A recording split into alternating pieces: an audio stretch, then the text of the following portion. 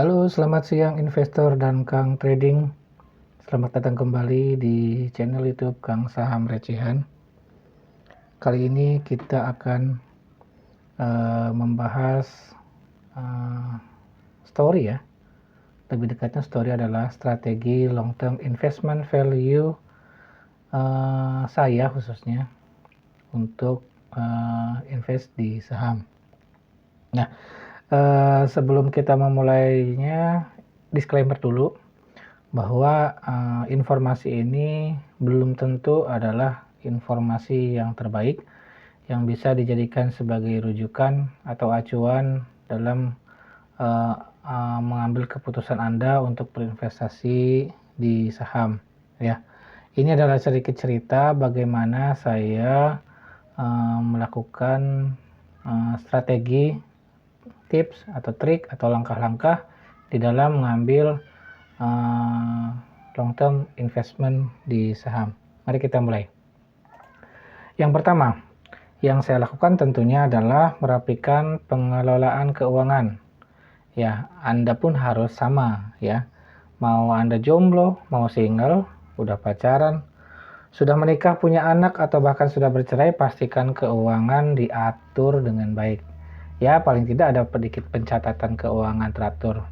Ya, misalnya Anda menerima pendapatan berapa, gajian berapa, kemudian income lain berapa, kemudian dicatat pengeluaran kebutuhan sehari-hari berapa, untuk misalkan bayar tagihan berapa dan sebagainya. Paling tidak ada pencatatan keuangan seperti itu.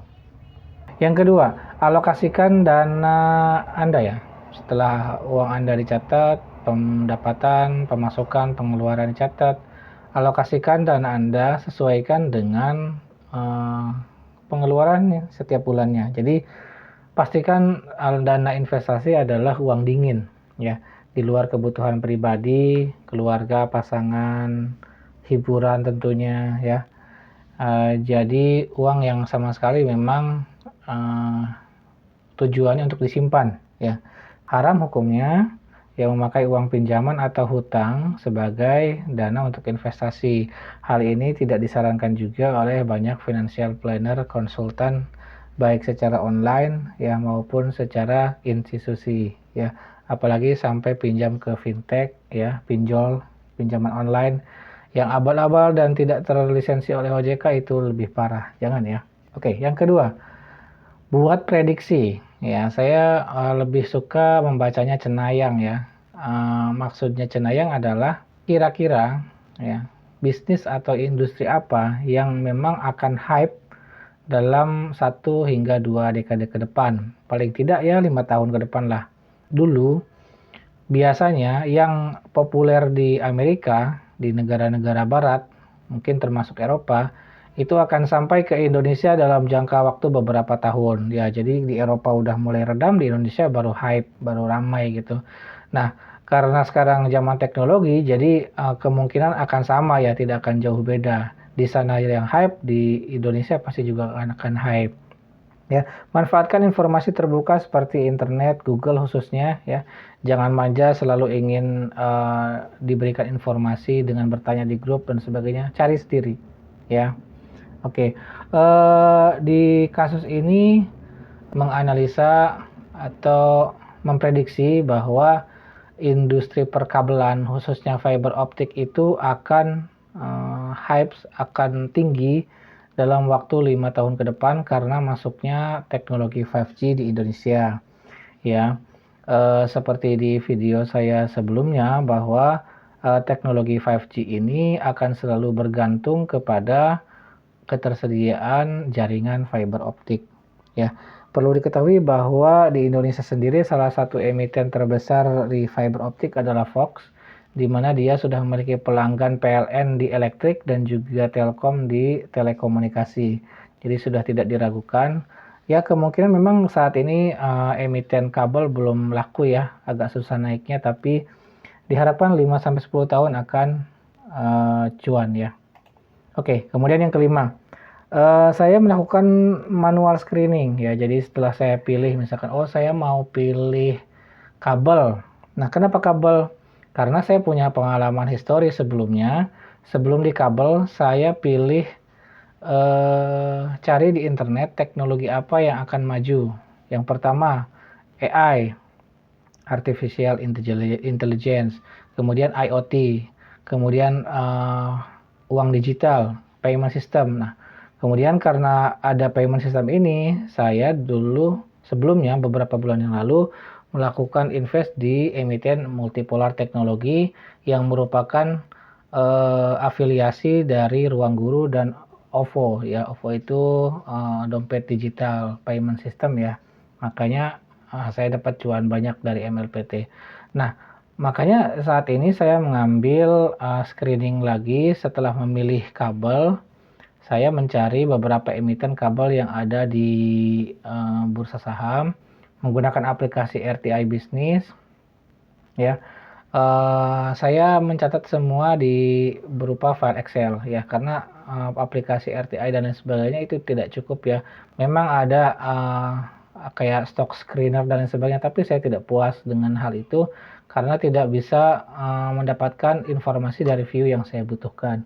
Screening manual yang sudah saya lakukan sebelumnya contohnya seperti ini. Nah, di Excel ini Anda bisa lihat beberapa perusahaan dari berbagai macam sektor ya. Saya tambahkan di bagian bisnisnya bagian kuning ini bisnis ya. Jadi bisnis detail lah ya. Ya, jadi kalau Anda baca cuma customer cycle doang, saya pikir nggak bakal paham. Makanya saya lebih detailin lagi gitu, biar tahu itu bisnisnya apa sih. Yang dari Excel ini di sebelah kanan juga ada kumpulan emiten. Jadi di RTI Business di aplikasi Androidnya saya membuat sebuah watchlist yang khusus merupakan emiten kabel. Ada JAST, Jasnita, ada CCSI dan sebagainya. Ini ada kurang lebih sekitar 8 emiten ya, dengan harga yang bervarian.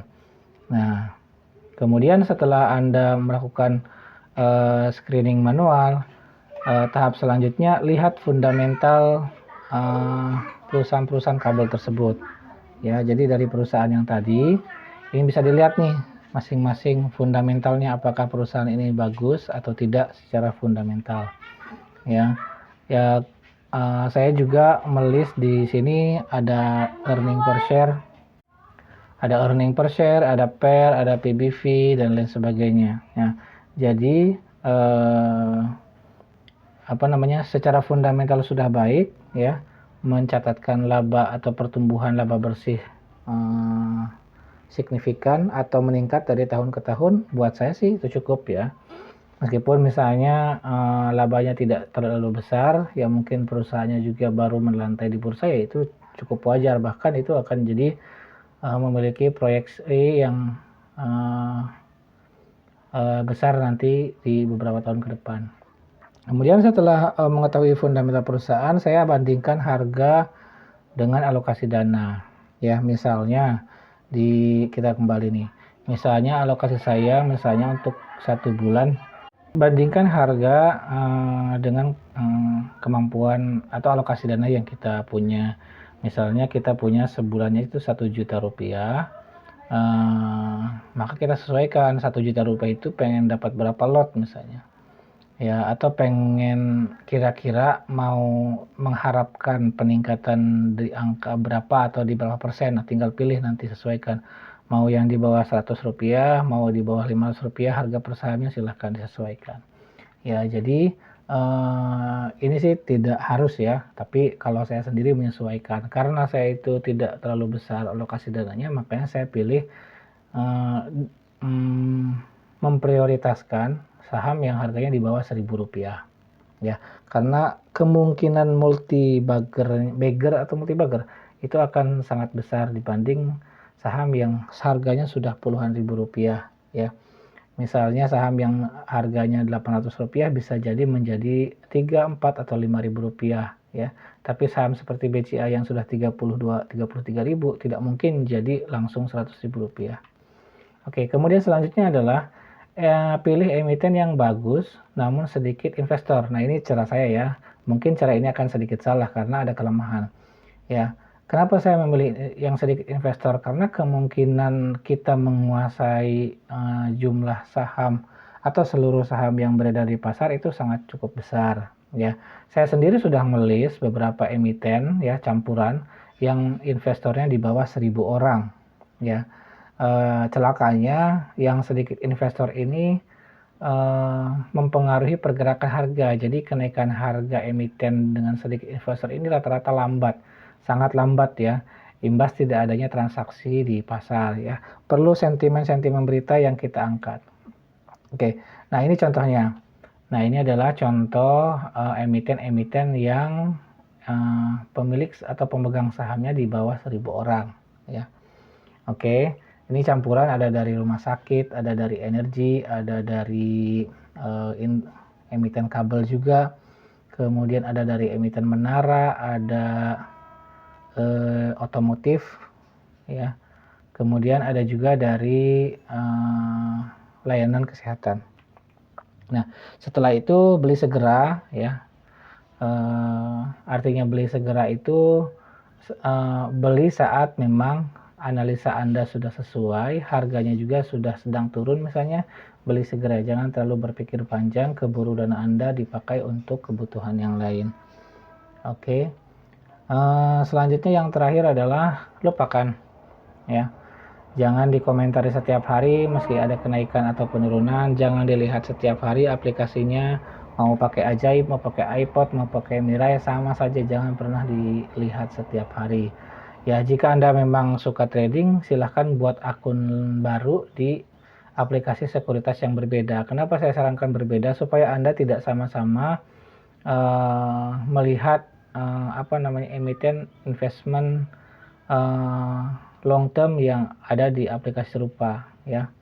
Ya, jadi dilupakan dan dengan keyakinan hasil analisa fundamental dan juga proyeksi Anda, pasti Anda akan cuan dalam 5-10 tahun ke depan.